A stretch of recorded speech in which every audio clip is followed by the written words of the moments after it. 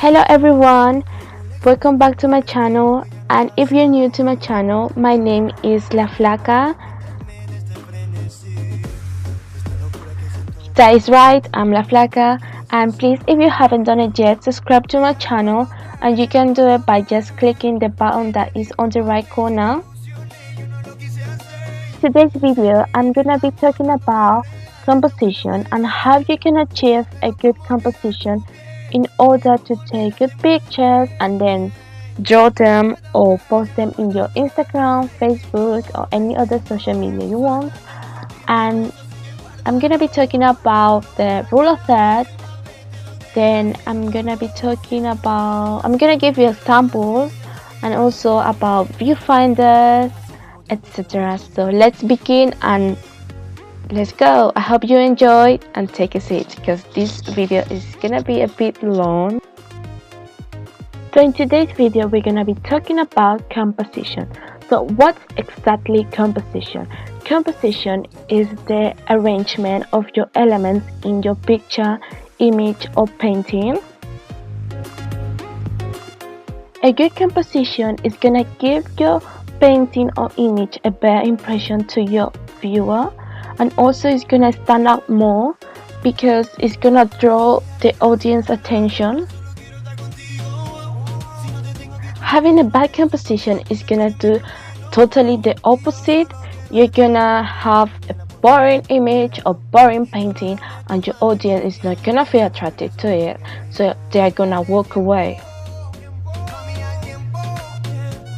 So don't worry guys, because here is La FLACA who's gonna help you to get good composition in your future images or paintings. So let's do this.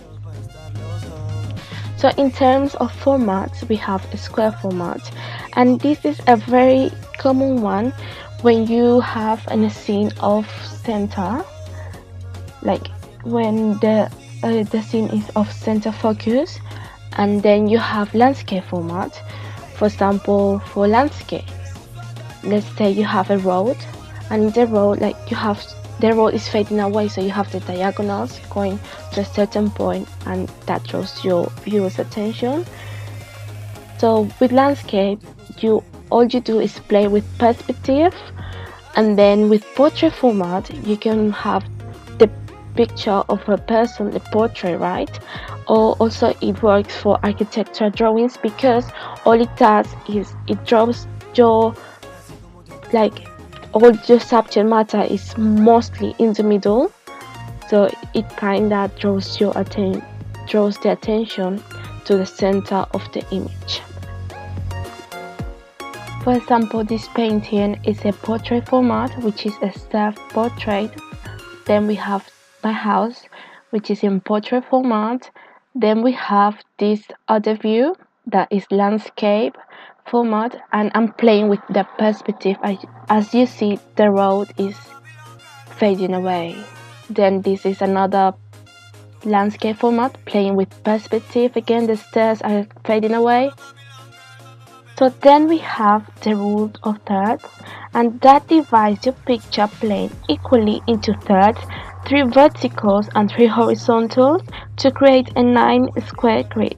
So in order to create balance in your picture, you have to place the subject on one of the intersections between the imaginary lines dividing the picture into thirds.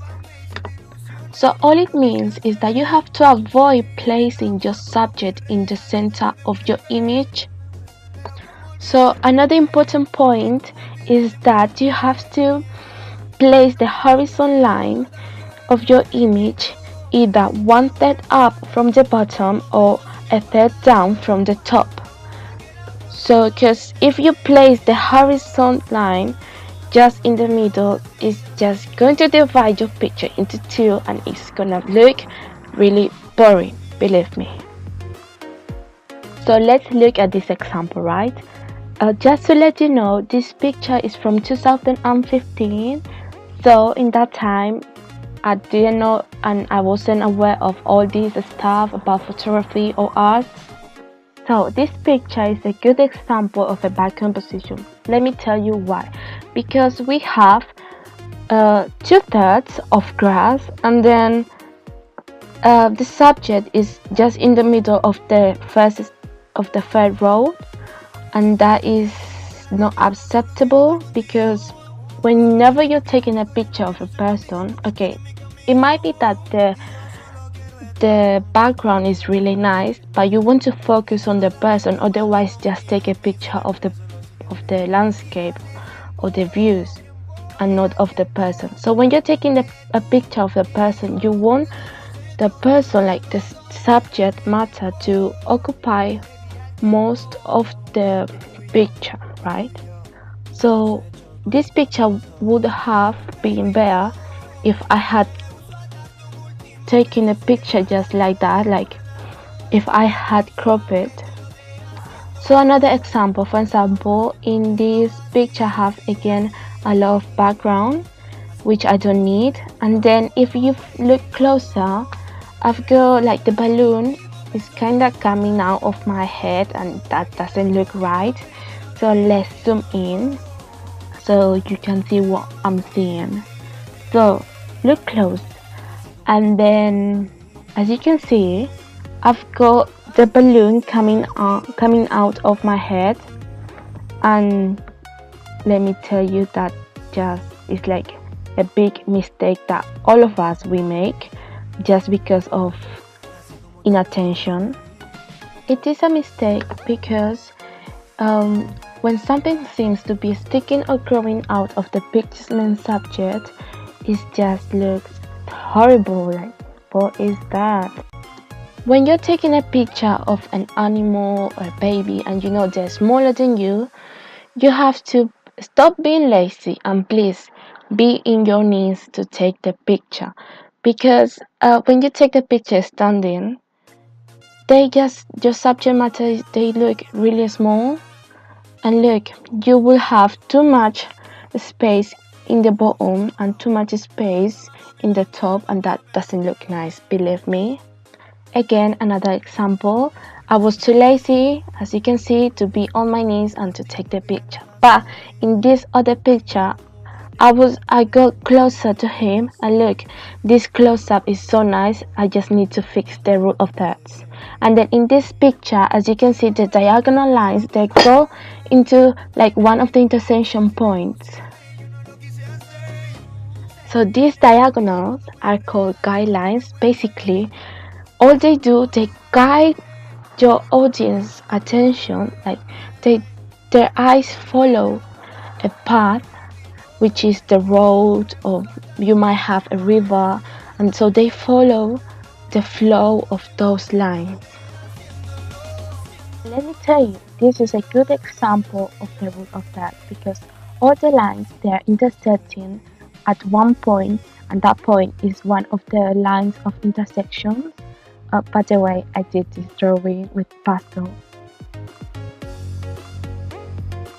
So when you're drawing from observation, whether you're looking at a picture or you have your subject in front of you, you should use a frame, which is called a viewfinder. So a viewfinder is what you see right now, is a square. It could be a landscape format or a square format, or also you can have it in L shapes, like right now you see these ones. I'm gonna show you how to make them. Basically, all you do, you grab some black cardboard and then you draw your square format, or you draw a landscape frame, and then you cut that with a cutting knife. Try to use a ruler when doing this in order to get your frames straight. So what's the purpose of a viewfinder? So when it comes to draw, all you have to do is take the viewfinder in front of you and in front of your image, and then select the area you want to draw or take a picture. And as you can see, you can have like, you can see in advance what your picture or your drawing is going to look at. And yeah, you can use the landscape format, a square format, you can use the L shape, or even you can use your fingers if you don't have that with you in that moment. And that is going to give you an idea of how your picture is going to look at. So definitely I will recommend you to do one for yourself. Make it for yourself so you can have it. So my last tip of today is going to be that you should draw thumbnail sketches, because they are really useful on deciding the final composition of your actual drawings, like your big and massive paintings and drawings. Thumbnail sketches, they are just quick drawings that you can make in order to check, like to have a preview of what you want to have in your picture or in your painting. And yeah, you can use this in photography and in arts. Thank you for watching this video, and I hope you have enjoyed. And subscribe to my channel if you haven't done it yet, and you can do it by just clicking the button that is on the right corner. Don't forget to like this video and let me know whether you did know about these tips or you didn't know in the comment section below. I would be really happy to reply you all. And yeah guys, don't forget, I've got Instagram, I've got Facebook, and I will be leaving the links below. I will see you next week, and thank you so much. I hope you have a wonderful week and a wonderful day. Thank you so much.